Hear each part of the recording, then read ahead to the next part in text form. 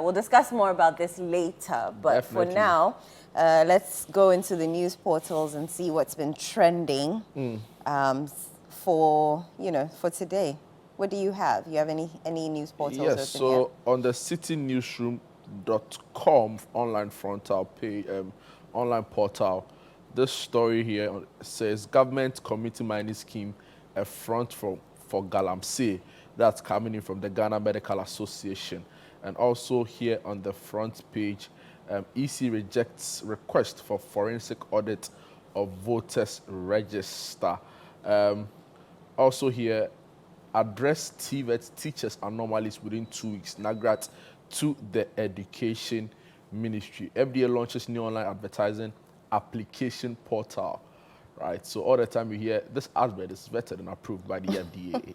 You can now don't have to go through all the stress of showing up in their offices. You can do so via their online application portal.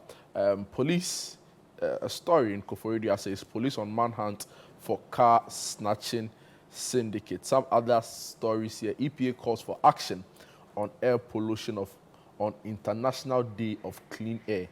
You know, at the point this year, the air quality we were breathing was the worst in recent years, right? So it's great that the EPA, the Environmental Protection Authority, is up and doing with regard to that one. Techiman South, don't vote skirt and blouse. Former President Mahama tells supporters. So some big stories here. Let me go to ChannelOneNews.com. I was an MP for 24 years because I was humble to all. And this is coming from Ken Japan. You know why it's funny? Why? Because just like Psalm 48 prior, right, to this particular statement he made, he was in Parliament saying that MPs are not servants and all of that, right? So it's interesting how there's been that complete switch to try and play the humility card. But yeah, that's coming in from the Maverick himself, Kennedy A. Japan.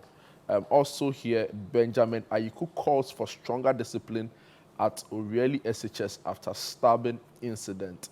Franklin Kujo is in the news as he also calls for empowerment of chiefs to combat Galamsey. He made this particular call on Channel One TV Saturday morning show, The Big Issue. Ghanaians must get angry over Galamsey fight. This is coming in from the Eco-Conscious group led by their coordinator, Awula Sewa. Some other stories briefly, then I come to you. Fire ravages structures at Tantra Hill. Sad. And I think there's that. It feels like there's a rise of these fire cases recently, right? Because like Makola, Kaswa, and now we are reporting Tantra Hill. So it's unfortunate. And finally, health sector unions demand immediate ban on small-scale mining. I brought you a similar story on Channel One Newsroom, on City Newsroom, where the GMA was saying that the small-scale mining was just a front for illegal mining or Galamsey. And finally here, National Service releases postings for 106,223 university graduates, the National Service Challenge. Are you reminiscing your National Service days? My National Service days was a fun period. Where did you do your I did my National Service at CTFM and Channel One TV. So I did my National Service at the Kumasi Metropolitan Assembly. I can imagine. But those people, I had fun. I have a lot of stories to talk. To tell you about people who do their service at their assemblies, but that's completely fun. We'll definitely get into that story. Tell me why. What stories do you have to tell? I had fun at my National Service. No, like they try to make the work fun, right? Yeah. Except that what? Never mind. No, Jude. We guys in the news. No, Jude. You said something. You started something. You need to finish. No, I mean they are really cool people. Like, the assembly is an interesting place to work, right? Because you get exposed to so many things, right? So they are political people who come in every now and then. There are trader groups because of like the sighting of a store here, a kiosk there, like churches. They get exposed to so many things, right? Yeah, and in my interaction with some of them, it was quite funny. Because of certain demands they make in there. I had fun at my National Service. I remember I was working with the PR department. Every morning we'll go through newspaper clippings and look for news about Kumasi and take pictures and put it together and send it to the, assembly director who would pass it on to the boss. And I remember one time I was so hungry, I was standing by this, on the stairs waiting for my other NSS colleagues so that we could go out and eat. A man was descending. He took a look at me and said, you are Mr. Safo's daughter. and then prior to that, my father had worked there before he passed away. Yes, he was the chief, what did they call him at that time? Accountant. Yeah, so he used to work there, and I was like, yes. And I didn't even ask him which Mr. Safo, because I just knew for some reason. That day, when I left the KM, because he took me to every office, Mr. Safo Benio, when I left, I was rich. I tell you, I was rich. You see the benefit of a good name. I tell you. When they tell you good name, or when they say good name is better than riches, these are some of what mean. Yeah, strive to have a good name. Strive to have a good name. Except the assemblies need to be doing a lot better, right? A lot better. Yeah. You look at some of the issues we face in our community, in society, right? And you feel like the assembly should be doing more. They should be doing more. Like you follow the Garrett project, for example, all of them have been given like huge sums of money, right? You don't see it. Like huge technologies, right? So they have this really huge drone they're supposed to be using to monitor flood-prone areas and all of that. But like you don't see the effect of the investment we make in our assemblies, right? Yeah. To the extent that simple issues like rubbish collection, right? It's a problem. So. Not to even talk about street lights. You can't even gather rubbish, let alone fix street lights, right? And when you speak to the highway authority, they'll tell you that these assemblies are responsible for the fixing and the maintenance of these street lights. And like I said, they go around taking money from everybody and everyone. There's tax for churches, everything. Charlie, but we don't see here, and more often than not, tax. It's these service people who go around doing all of that. I mean, of course, mandated by, I mean, they join some of their senior colleagues, move from place to place. So that's why I said I have an interesting story about. We were just commissioning projects left, right, center. Exactly. I mean, in some places, the very big assemblies, it could be fun working there. But like I'm saying, I feel like our assemblies need to be doing so much better, so much better for our communities. Before we delve into any more stories, let me do the graphiconline.com portal. Law clerk in court for forging judicial documents. A Flower immigration officer seized jerry cans of fuel. Alberta Nana Echa Akosa speaks on women in agri-tech at Second Agri-Food Future 2024 in Salerno, Italy. Orange Growers Association gets new head office. African governments urged to prioritize memory institutions. And they have a live video of the Ogwa Fetu Afashe in Cape Coast. Let me just bring you some headline stories for some of this. On the citynewsroom.com, right? Baumia has also been speaking. He's calling on the electorate to embrace peace, reject divisive rhetoric, right? That's coming in from our Vice President and flag bearer of the New Patriotic Party, Dr. Mahmoud Baumia. So he's called on Ghanaians to participate in the upcoming 2024 December polls actively, delivering a speech at the Ogwa Fetu Afashe. Dr. Baumia took the opportunity to address the importance of the upcoming elections. In the speech, he highlighted the role of the role the elections play as a cornerstone of Ghana's democracy, allowing citizens to exercise their right to choose their leaders and shape the nation's future. He emphasized that this privilege should never be taken for granted. Dr. Baumia urged the public to actively participate in the electoral process, noting that elections are about more than selecting leaders. They represent an opportunity for citizens to advocate for issues that matter to them, such as education, employment, healthcare, and the environment. He encouraged everyone to take control of their future by making informed decisions at the polls. And he goes on to say, in addition, the Vice President also called for peace, tolerance, and respect during the election period, stressing the need to reject violence and divisive rhetoric. Instead, he encouraged constructive dialogue and urged Ghanaians to celebrate their differences as a source of strength. I really like the point he makes about celebrating our differences and forging ahead as a people, right? So, and I've always been saying that, see, what brings us together as Ghanaians, right, far outweighs what divides us as a people. And we need to recognize that differences in strength, like the Vice President puts it, and come together and work together more, right? That's why when I see political groups go and post posters or party flags on a drip project, I get worried, right? Because it's a national thing. It's not a party thing, not a party right? thing. So we don't need those kinds of tensions, right? They don't help the political temperature. And if you listen to the story I just read, the Vice President goes on to urge people to actively participate in the election, which he describes as a cornerstone for our democracy. Because, again, we need people to show interest, right? The priorities of our leaders, right? They should be interested in who leads us, what their priorities are. And that is how you also help in building a stronger and healthier democracy. And I think yesterday at the Ogwa Fito Fasha, where he said that, he sounded so tired just delivering his speech. You know, the boisterous Bawumia was No, not but you can't fault as him. boisterous. He was I tired. ask people close to his campaign, how does he do it? Yeah. I'm for sure real. he Like, takes naps in no, the- if in I the- see in the him, car. if I see him one-on-one now, of course I'll ask him that, Charlie, the economy some way. Yeah. The exchange rates Yeah. some way. But I'll also be interested in finding out how he's able to do it, right? Because, like, in one day he's in Circle, Kaneshi. 3 places. So Circle, he did Circle, he did Kaneshi, he did parts of Kaikwe Bubuashe, North. then he came to Kaikwe North, went to Kaikwe South. Yeah. It's incredible. Then the following day, he does Ayawaso West Wugon, Ayawaso Central. Then I'm like, no. Yeah, he's doing a lot. Wow, so, he's yeah. really putting in the And then I remember as he entered the Durban grounds to greet the chiefs and the various people gathered, you know, there were party flags, and ahead of him was Nana Jane Opoku-Agyeman Yeah. also greeting.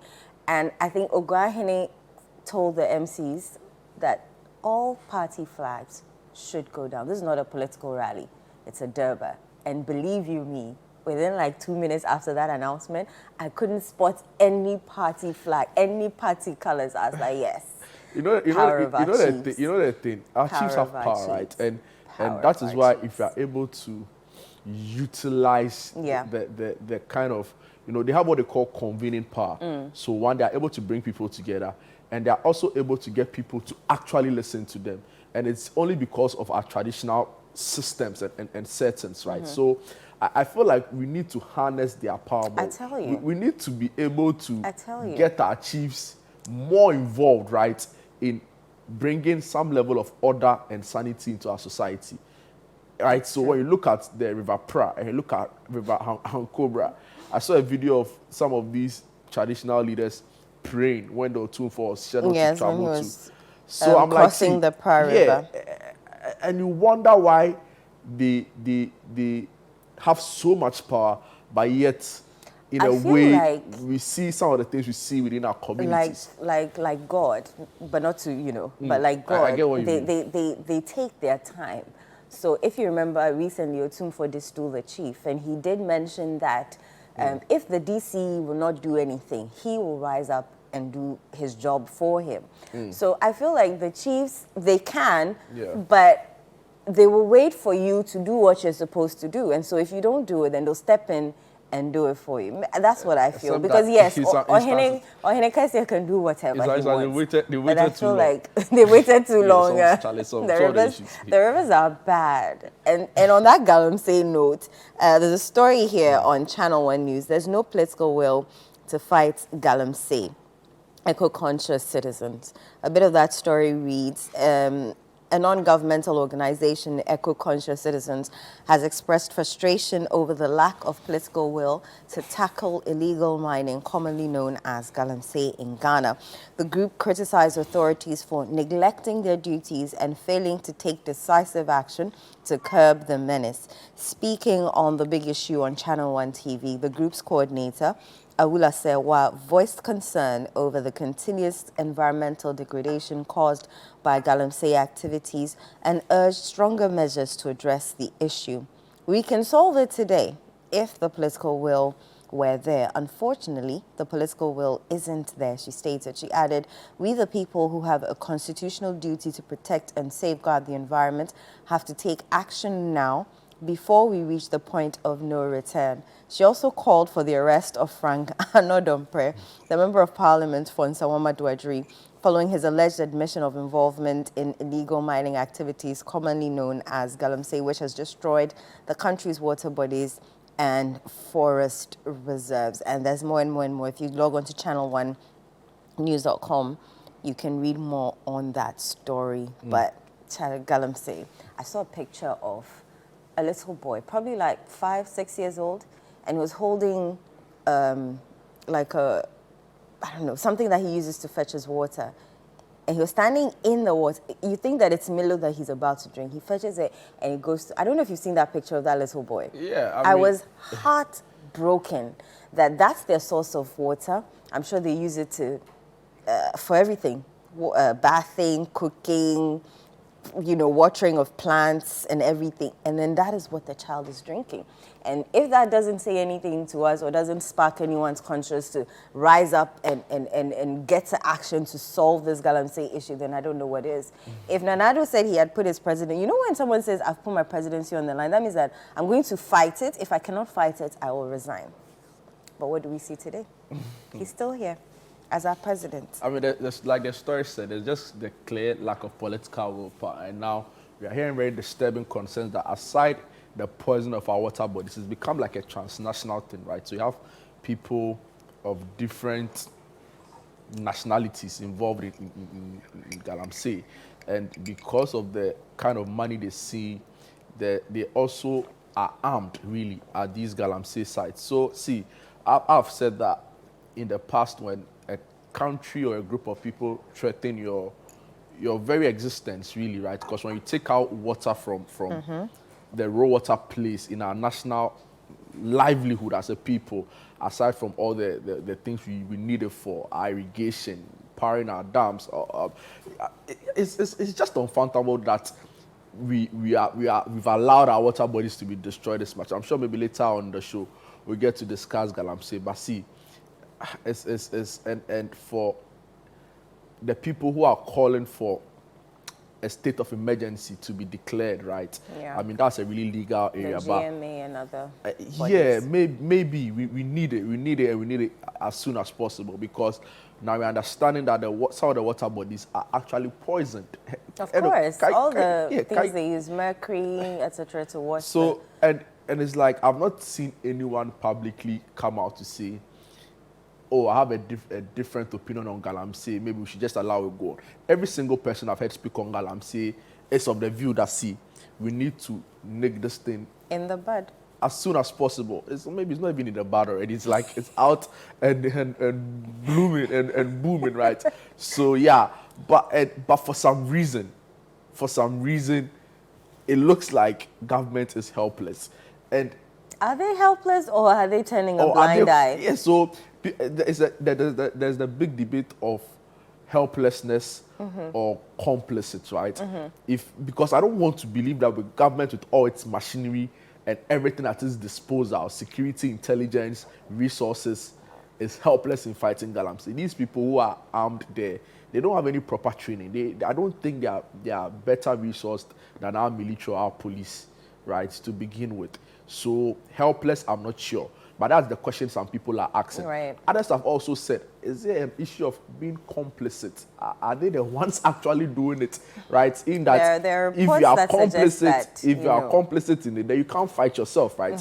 So you, as a government, you can't fight your government, who is part of. And there's not even me saying. We've seen some media publications from the Fourth Estate where some very influential people in government have been alleged to be actively involved in this, right? So if we all agree it's not a helpless situation, no, it's not, then it could be a complicit situation. Yeah. And if it's a complicit situation, then it's more serious and more embarrassing. So much that at this point, some people should have honorably resigned. I tell you. They should have resigned. I tell you. How many operations have we had? Operation Halt, operations, and nothing has been done. It's so frustrating because nothing has been done. You look at the U.S., for example, right, when the assassination attempt on former President Donald Trump's life, right, the Senate called Madam Chittle, right, the U.S. Secret Service director.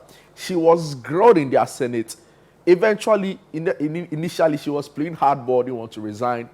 But she couldn't stand the storm. I tell you. And she resigned. She resigned. The president didn't die. The former president didn't die in the assassination attempt. Yeah. Right? And we are talking about something that is polluting our water bodies, already. degradation. We are getting confirmation from the GMA that there are newborn babies with deformities that is linked to mercury and cyanide in our water bodies. So it actively puts a threat on the lives of everybody in this country.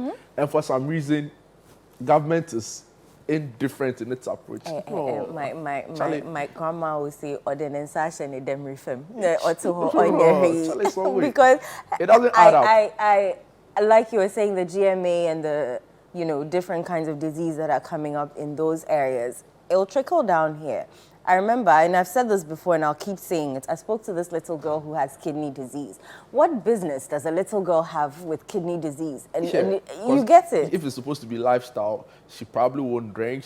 So where did she get it from? And she said she's coming from the village. So they had been to different hospitals, and it was at the whole hospital that they found out that it was kidney disease. What business does a little girl have with kidney disease? If not that she's probably drinking from these river bodies that are already polluted with all of these chemicals. True. My word.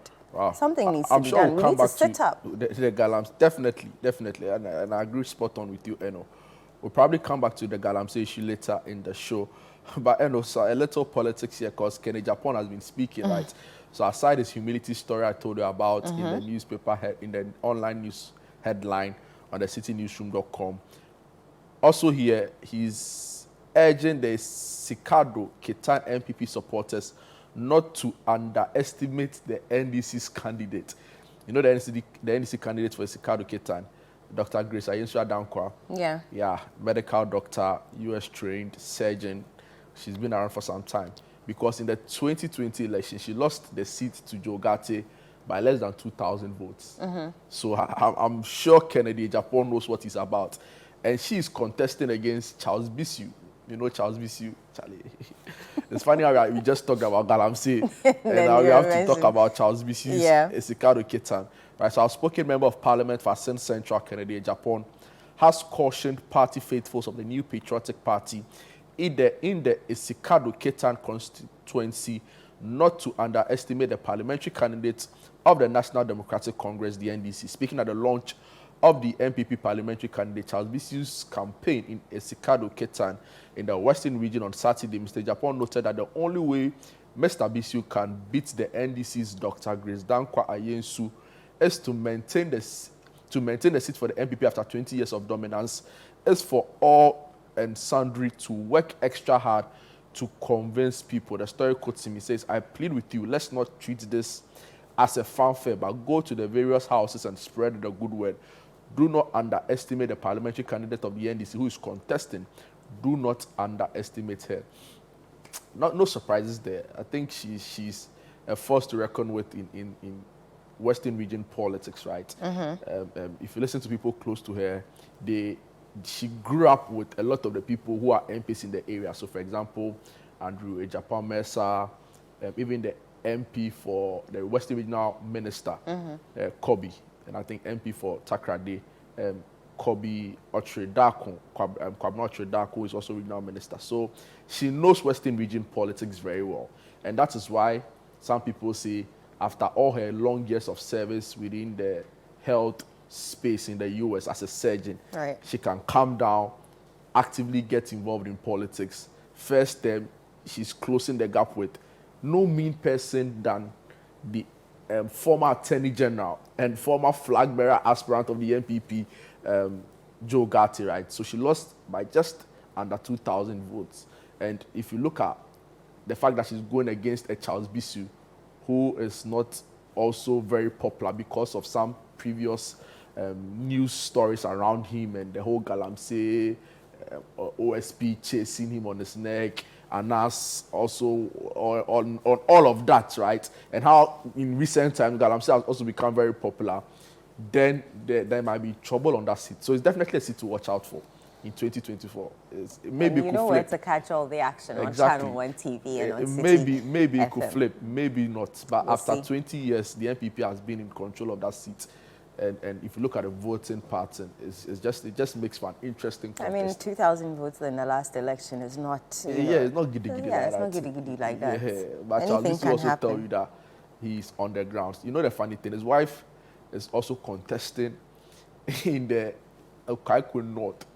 Politics runs in the family. Yeah, so for the first time in the country's history, we might have, maybe it's happened before, I'm not too sure, but in recent times, for the first time in maybe the Fourth Republic, we might have a husband and wife in parliament, right? We already have brothers. We already have the Jinapor brothers.